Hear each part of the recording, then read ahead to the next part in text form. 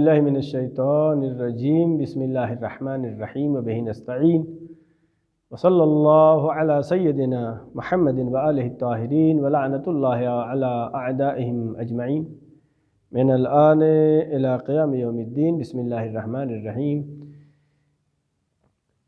سلسلہ دروس ترجمہ و مختصر تفسیر قرآن آپ تمام ناظرین و سامعین کی خدمت میں بعنوان انس با قرآن آپ کی خدمت میں مستقل پیش کیا جا رہا ہے، اور سورہ نساء آیت نمبر 130 ہم نے پڑھی تھی، 5واں پارہ، اور آیت نمبر 131 کی تلاوت کریں گے۔ ہماری کوشش ہوتی ہے کہ 10 منٹ کے اندر قرآن مجید کی جو بھی آیتیں پڑھیں، 1 2 3، اور مومنین اس سے بہترین انداز میں استفادہ کریں۔ ہماری کوشش ہے کہ ہر ایک کو قرآن مجید کا کم سے کم ترجمہ اور جو آیت پڑھ رہے ہیں اس کا معنی و مفہوم معلوم ہو سکے۔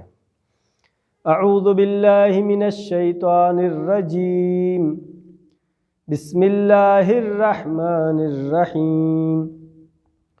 وَلِلَّهِ مَا فِي السَّمَاوَاتِ وَمَا فِي الْأَرْضِ وَلَقَدْ وَصَّيْنَا الَّذِينَ أُوتُوا الْكِتَابَ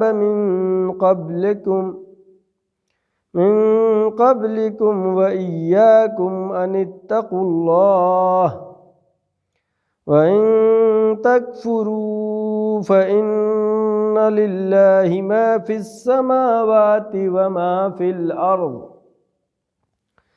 وكان الله غنيا حميدا۔ اس کے پہلے جو آیت ہم نے پڑھی تھی اس میں ذکر تھا کہ اگر شوہر اور زوجہ کے درمیان اختلاف ہے اور پوری کوشش کے بعد جو حکم ہے کہ لڑکی والوں کی طرف سے ایک ایسا سلجھا ہوا آدمی جو صلح کرا سکے، اور لڑکوں والوں کی طرف سے ایک آدمی آئے، بات چیت کرے تاکہ یہ اس فیملی کو ٹوٹنے سے روکا جا سکے۔ لیکن اس کے پہلے جو آیت ہم نے پڑھی اس میں تھا کہ وہ اگر جو ہے اصلاح نہیں ہو پاتا ہے، اگر وہ نہیں مانتے ہیں، دونوں کا مزاج نہیں مل رہا ہے، بلکہ کفر نہیں مل رہا ہے، ایک دوسرے سے راضی نہیں ہے اور زندگی جہنم بنی ہوئی ہے، تو خداوند عالم نے کیا فرمایا؟ ان یتفرقا یغنی اللہ کلا من سعتہ، اگر یہ جدا ہو جائیں گے تو پھر بھی مایوس نہ ہوں، اللہ ان کو بھی غنی کر دے گا، اس سے بہتر ہو سکتا ہے اللہ اس کو رشتہ دے گا۔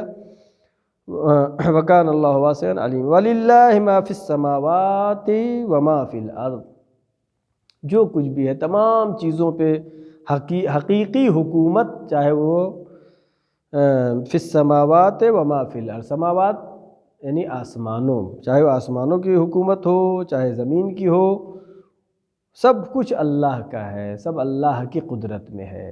انسان کے پاس کچھ دن کے لیے کچھ ہے، کچھ مال ہیں تو مرنے کے بعد اس کی ملکیت نہیں رہ جاتی، ختم ہو جاتی ہے، لیکن اللہ کی ملکیت حقیقی ہے۔ دنیا میں لوگوں کی ملکیت مجازی ہے، یعنی آج ہے کل نہیں ہے، آج بادشاہ ہے کل نہیں رہیں گے، آج وزیر اعظم ہے کل نہیں رہیں گے، آج صدر ہے کل نہیں رہیں گے، آج کسی بڑے عہدے پر فائز ہے، مر گئے تو نہیں رہیں گے، لیکن حقیقی حکومت اللہ کی ہے۔ وَلِلَّهِ مَا فِي السَّمَاوَاتِ وَمَا فِي الْأَرْضِ، جو کچھ بھی ہے زمین اور آسمان میں سب اللہ کے قبضہ قدرت میں ہے۔ وَلَقَدْ وَصَّيْنَا الَّذِينَ أُوتُوا الْكِتَابَ مِنْ قَبْلِكُمْ، خداوند عالم فرما رہا ہے بالتحقیق ہم نے وصیت کیا، ہم نے بتایا، ہمیں الَّذِينَ أُوتُوا الْكِتَابَ مِنْ قَبْلِكُمْ، تم سے پہلے جن کو کتابیں دی گئی ہیں، یہودی اور عیسائی، ان کو بھی ہم نے اس بات کی وصیت کیا، اس بات کی تاکید کیا۔ وَإِيَّاكُمْ، اور تمہیں بھی مسلمانوں سے خطاب ہے کہ تم کو بھی اسی بات کی تاکید اور وصیت کر رہے ہیں۔ کس بات کی؟ ان اتقوا اللہ، تقوی الہی اختیار کرو، اللہ کا تقوی اختیار کرو۔ وَإِن تَكْفُرُوا فَإِنَّ لِلَّهِ مَا فِي السَّمَاوَاتِ وَمَا فِي الْأَرْضِ۔ اوپر آیت جو تھی یہ قرآن مجید میں جو بھی لفظ جہاں جتنی بار بھی جس طرح آتا ہے الگ معنی و مفہوم رکھتا ہے۔ پہلے جو تھا وَلِلَّهِ مَا فِي السَّمَاوَاتِ وَمَا فِي الْأَرْضِ، وہاں پہ مراد تھا کہ اللہ جو ہے غنی کر دے گا، اگر یہ دوسری شادی کرتے ہیں زن و شوہر، تمام کوششوں کے بعد طلاق ہو جاتا ہے، پھر بھی خدا کہہ رہا ہے وہ خدا کی ملکیت پہ سب کچھ ہے، خدا غنی کر دے گا۔ یہاں پہ پھر فَإِنَّ لِلَّهِ مَا فِي السَّمَاوَاتِ وَمَا فِي الْأَرْضِ، جو کچھ بھی زمین اور آسمان میں اللہ کے لیے ہے، یعنی اللہ کی ملکیت ہے۔ تو وَإِن تَكْفُرُوا، چاہے تم اگر، وصیت خدا کیا ہے؟ تم سے پہلے اہل کتاب کو بھی یہی تھی کہ تقوی الہی اختیار کریں، اللہ سے ڈریں، اللہ کا خوف رکھیں۔ وَإِن تَكْفُرُوا، اگر تم کفر بھی کرتے ہو تو حکومت خدا کی ہے، حکومت خدا کی ہے، اس کی قبضے قدرت میں تمام چیزیں ہیں، خدا کوئی نقصان ہونے والا نہیں ہے۔ فَإِنَّ لِلَّهِ مَا فِي السَّمَاوَاتِ وَمَا فِي الْأَرْضِ وَكَانَ اللَّهُ غَنِيًّا حَمِيدًا، خداوند عالم غنی بھی ہے، حمید ہے، یعنی اصل تعریف خدا کی ہے۔ اور اس آیت کے بارے میں مولا کائنات حضرت علی ابن ابی طالب علیہ السلام کا فرمان ہے، جو کہ آپ نے خطبہ حمام میں نہج البلاغہ کا خطبہ نمبر 193 میں آپ نے فرمایا، ان اللہ سبحانہ وتعالی خلق الخلق حین خلقہم غنیا، اللہ نے تمام مخلوقات کو خلق کیا اس حالت میں حین خلقہم غنیا، خدا ان کے خلق سے غنی تھا، یعنی خدا کو ضرورت نہیں تھی، خدا اپنے مخلوقات کا محتاج نہیں ہے، خدا درا حال کی غنی تھا، اس نے خلق کیا غنیا عن طاعتہم، ان کی طاعت سے خدا غنی تھا، خدا نے مخلوقات کو خلق کیا، اس لیے نہیں کہ اس کی عبادت کریں گے تو اللہ کی الہیت میں کچھ بڑھ جائے گا، اس کی ربوبیت میں کچھ بڑھ جائے گا، اللہ کا کوئی فائدہ نہیں ہونے والا ہے، اللہ کسی فائدے کے لیے نہیں، اللہ نے انسان کو پیدا کیا انسان کے فائدے کے لیے۔ لہذا مولا کائنات کیا فرما رہے ہیں؟ اللہ نے خلق کیا حین خلقہم غنیا عن طاعتہم، خدا بند عالم ان کی طاعت، ان کی اطاعت، ان کی بندگی، ان کی عبادت سے بے نیاز تھا۔ آمنا من معصیتہم، اور ان کے معصیت سے بھی خدا کا کوئی نقصان ہونے والا نہیں تھا، امن میں، اگر گناہ کریں گے تب بھی خدا کا کوئی فائدہ نہیں، عبادت کریں گے تب بھی خدا کا فائدہ نہیں ہے، لأنہ لا یضرہ معصیتہ، اس لیے کہ اگر گنہگار گناہ کرتا ہے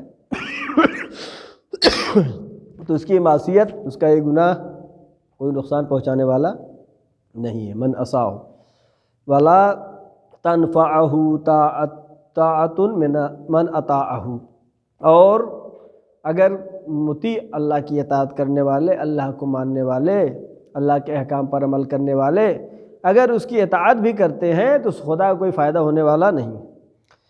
اس آیت میں بھی خداوند عالم ہی فرما رہا ہے ما فی السماوات فإن للہ ما فی السماوات وما فی الارض، جو کچھ بھی زمین اور آسمان میں سب خدا کی ملکیت ہے، حقیقی ملکیت خدا کی ہے۔ وکان اللہ غنیا حمیدا، خداوند عالم غنی بھی ہے اور حمید بھی ہے۔ آگے آیت ہے 132،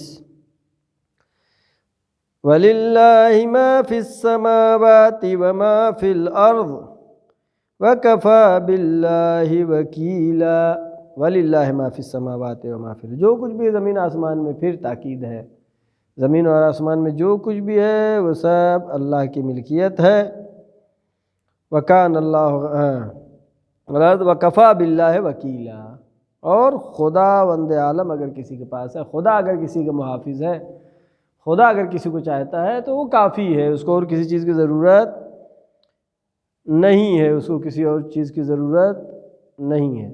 اور اس آیت کے ذیل میں جیسا کہ مفسرین نے بیان کیا ہے، تفسیر تبیان اور تفسیر مجمع البیان میں اس کے بعد کی آیت کے بارے میں ذکر ہے، ان یشاء یذہبکم ایھا الناس، آیت نمبر 133، ان یشاء یذہبکم ایھا الناس ویأتی بآخرین وَكَانَ اللَّهُ عَلَى ذَلِكَ قَدِيرًا، ان یشاء یذہبکم، اگر تم اطاعت نہیں کرتے ہو تو خدا کی کوئی مجبوری، کوئی پریشانی نہیں ہے، ان یشاء، اگر خدا چاہے، یذہبکم ایھا الناس، اے لوگو، نہ مومنین سے خطاب ہے، نہ خاص مسلمانوں سے خطاب ہے، تمام انسانوں سے خطاب، ایھا الناس یعنی اے لوگو، اللہ کیا کرے گا؟ یذہبکم، تم کو ختم کر دے گا، وَيَأْتِ بِآخِرِينَ، اور دوسروں کو لائے گا تمہاری جگہ پر۔ اگر تم اچھے سے نہیں رہتے ہو تو اللہ جب چاہے ختم کر سکتا ہے، سب کو مار دے، دوسرے انسانوں کو بھیجے۔ اس آیت میں خداوند عالم انسان کو متوجہ کر رہا ہے کہ اگر تم اطاعت نہیں کرتے ہو تو اللہ یہ بھی کر سکتا ہے۔ یذہبکم ایھا الناس ویأت بآخرین، اور دوسروں کو اللہ لائے گا، وکان اللہ علی ذلک قدیر، خداوند عالم اس چیز پر قدرت رکھتا ہے۔ اس آیت کے ذیل میں تفسیر مجموع البیان و تفسیر تبیان میں صاحب تفسیر نمونہ نے بھی ذکر کیا ہے کہ اس کے بارے میں پیغمبر اکرم حضرت محمد مصطفیٰ صلی اللہ علیہ وآلہ وسلم نے کہ جب کہ یہ آیت نازل ہوئی تو پیغمبر نے سلمان فارسی کی پیٹھ پر ہاتھ مارا، پیٹھ پر ہاتھ مار کے کہا کہ وہ لوگ کون ہیں؟ اللہ جو کہہ رہا ہے کہ اللہ اگر اطاعت نہیں کرتے ہو تو اللہ دوسروں کو پیدا کرے گا، بھیجے گا۔ پیغمبر نے فرمایا وہ عجم اور فارس کے لوگ ہیں، وہ عجم اور فارس کے لوگ ہیں۔ البتہ یہ حدیث پیغمبر ہے اور انسان کے لیے آیت مطلق کہہ رہی ہے، آیت اسی کے مطابق کہہ رہی ہے کہ اگر تم اللہ کی اطاعت نہیں کرو گے، اللہ کی عبادت نہیں کرو گے تو خداوند عالم دوسری قوم کو لائے گا۔ ابھی یہ کورونا کا زمانہ گزر رہا ہے، لوگ پریشان ہیں، ہر ایک اضطراب اور پریشانی کا اظہار کر رہا ہے، لیکن اللہ سے کتنے لوگ نزدیک ہوئے؟ کیا مندر بھر گئے؟ کیا مسجد بھر گئی؟ کیا عاشور خانے بھر گئے؟ اس کا مطلب یہ ہے کہ ہم صرف دکھاوا کر رہے ہیں۔